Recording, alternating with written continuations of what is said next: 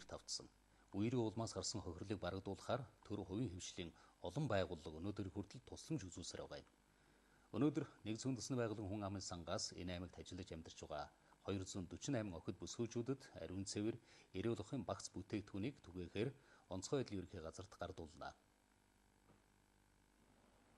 Аливаа байгалийн гамшиг болсны дараа айл өрхүүд хамгийн түрүүнд байр орон сууцтай анхаарч бүтээн байгуулалт нөхөн сэргээлтийн ажлыг чухалчилдаг.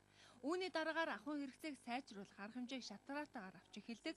Энэ үеэр охид бүсгүйчүүдийн эрүүл ахуй ариун цэврийн хэрэгцээг хэвийн хангахад бэрхшээл гардаг байна.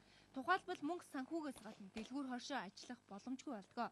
Тиймээс Нэгдсэн үндэсний байгууллагын хүн амын сан охид бүсгүйчүүдийн өдөр тутмын багц сэргэлээний тусламжийг Баян-Улгийн аймагт хүргэж байгаа юм. Нэгдсэн үндэсний байгууллагын хүн амын сан энэ оны ихээр Монголд зуданд өртсөн 11,400 хүнд эрүүл ахуй, ариун цэврийн багцыг хүргэж тусламж үзүүлсэн.